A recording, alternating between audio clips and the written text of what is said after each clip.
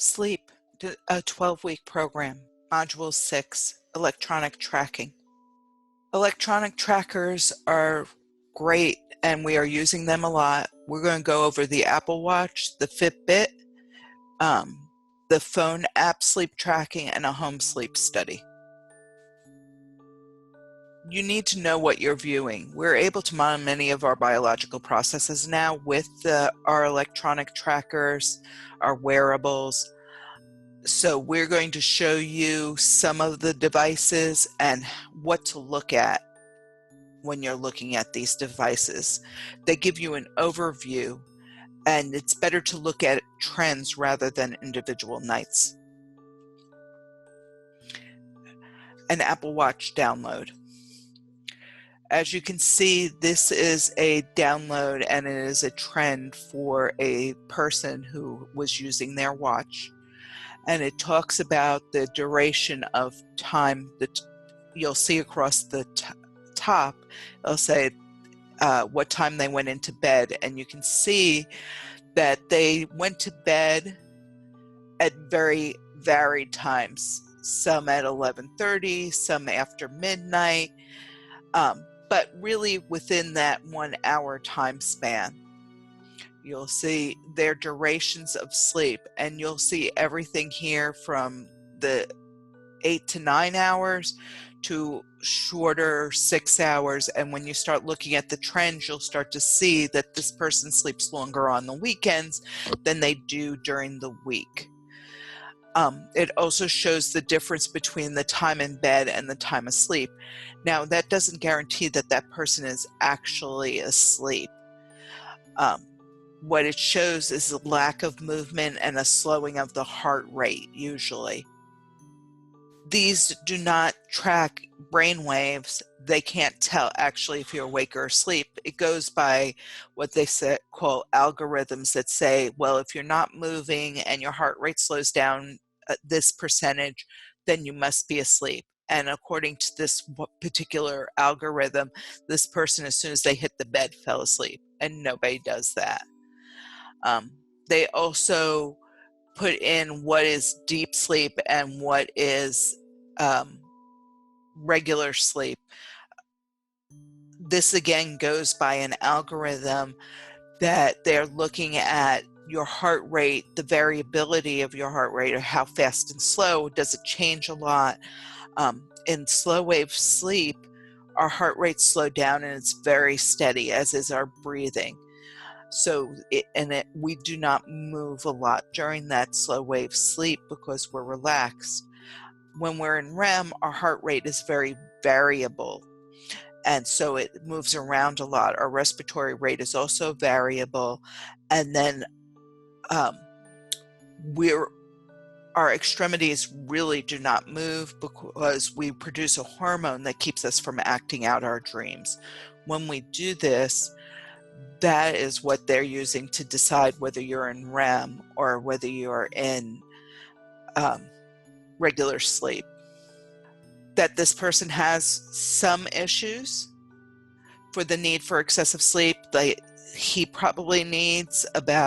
or she needs probably about 8 hours. So they've tried to make up for their shorter sleep of 7 hours during the week by sleeping later on the weekends. It can also help you to look to see if there's a contribution between the amount of exercise you're getting and the amount of sleep you're getting, or getting enough sunlight. So a lot of this is so you can evaluate your own habits. So this is a Fitbit, and this is a 1-week track of a Fitbit. And you can see that this person does not get enough sleep, and that there are some nights where they got a whole lot of sleep to make up for the missed nights of sleep. You can also see that with this one, that you will see that there are some nights where it says that they're getting very little sleep, 1 hour and 19 minutes of sleep, 3 hours, 4 hours of sleep, which is not healthy. This person is probably walking around very sleep deprived. It also showed that it had an inconsistent bedtime. So this way they can focus on a better sleep routine and better planning of their sleep, so that way that they can sleep better and be healthier. This is a one-night track of a person who has a Fitbit. You'll see that most of the sleep was regular sleep.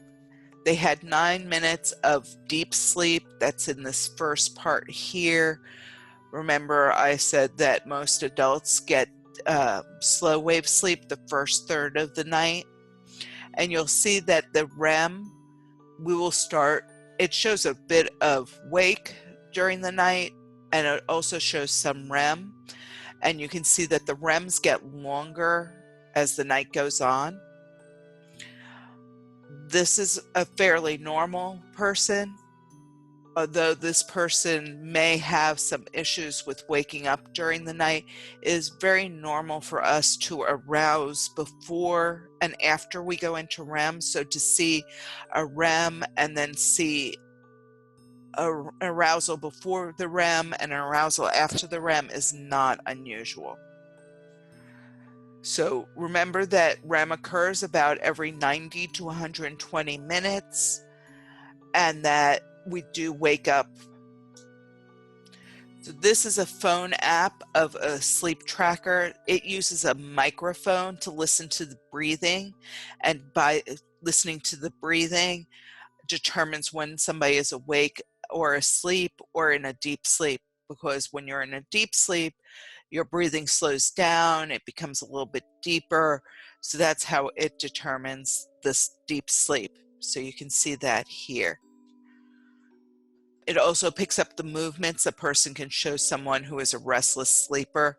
But again, if it's a microphone that's tracking, if you have two people in bed, it's going to get misinformation. If you have a pet in bed, it's maybe picking up the pet and not you. So this is a home sleep study. For those who have had one, it's really important to really understand what you're looking at. And what you can see here is the top always has the patient's name, their height, their weight, their BMI, their date of birth. And then it talks about what their medical history is, what symptoms they have, and then this is called an Epworth Sleepiness Scale. And what the Epworth Sleepiness Scale tells us is how tired you are. It is a little subjective, but it is done for everybody who has sleep apnea. You'll see then that there are impressions and recommendations on there. Impressions are determined by how many times you stop breathing.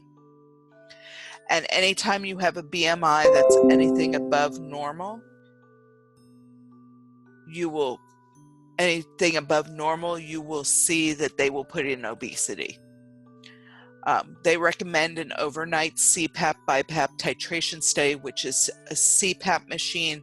They're going to go in, they're going to start you with the lowest pressure and slowly go up until they find the right pressure for you. Some people, they use an auto titrating PAP, which is a machine that has an algorithm in it that adjusts up and down through the night. So when you need more pressure, it'll go up. When you need less pressure, it goes down. It works for some people. It does not work for everybody. They will always recommend weight loss because that will decrease the severity of your sleep apnea, but that does not mean that if you lose weight that your sleep apnea will go away. So this is actually the numbers that we're looking at. The AHI, that's the apnea-hypopnea index. Anything at 5 or below is considered normal. Between 5 and 15 is considered mild. 15 to 30 is considered moderate. Anything above 30 times an hour is considered severe. So that is the number of times per hour on average that you would stop breathing. So this person stops breathing about 40 times an hour. The OAI is the obstructive apnea index. That's where the airway closes down completely.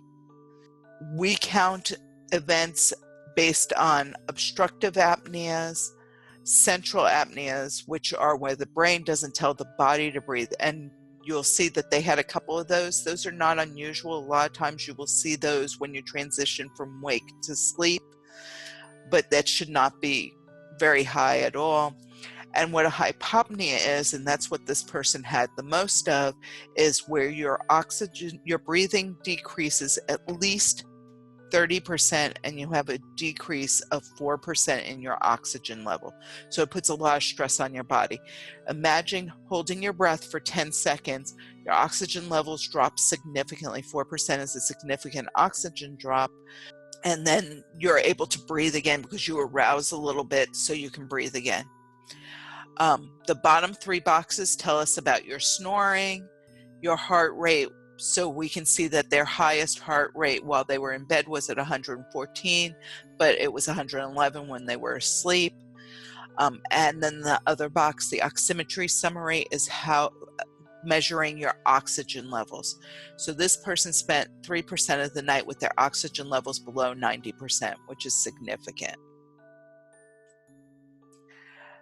This is a great way for you to get an idea of what your sleeping looks like. Is a picture. It's called a hypnogram. It shows each of the little individual lines that you will see shows one episode of you not breathing.